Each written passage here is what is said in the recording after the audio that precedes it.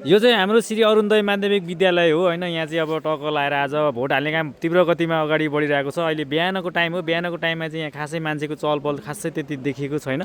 Vote हाल्ने side चाहिँ हाम्रो अगाडिपट्टिबाट छ, यताबाट छेकिएको छ भने म चाहिँ यो स्कुलको माहलापट्टि साइडमा बसेर एउटा भिडियो बनाइरहेको छु होइन।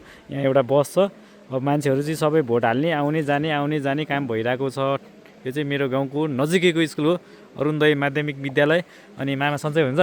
सन्चै बाबु। अनि आज भोट हालेर आइसक्नु भयो? आज भोट हालियो होइन। यो चाहिँ हाम्रो अरुणोदय माध्यमिकमा चाहिँ एकदम राम्रो छ होइन। भोट चाहिँ मजाले हालियो, एकदम शान्तिपूर्ण ढङ्गले हालियो। शान्तिपूर्ण ढङ्गले हाल्यो। अनि भोट केमा हाल्यो भन्न मिल्छ कि मिल्दैन? भोट चाहिँ अब चाहिँ भन्न चाहिँ अहिले प्याट्री नभनौँ, अहिले चाहिँ जसले जित्छ त्यसलाई भन्यो। त्यो चाहिँ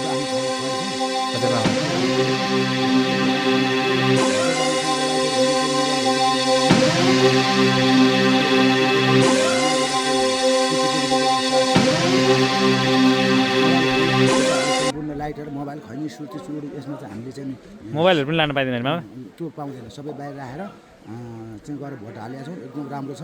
तर हाम्रो जे होस् अहिले राम्रो चाहिँ भन्दाखेरिमा चाहिँ अब आउने भनेको चाहिँ यो दुई पार्टी नै होला नि साइज होइन। यहाँ प्रतिस्पर्धा दुईटाको मात्र छैन मामा? दुईवटा प्रतिस्पर्धा छ।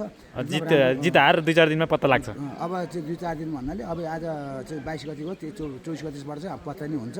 पूर्ण ढङ्गले हालिएको छ। हाम्रो हालेको भोटहरूलाई चाहिँ नि महत्त्वपूर्ण खेर नजाओस् भन्ने उसले नै हामीले हालिरहेका छौँ।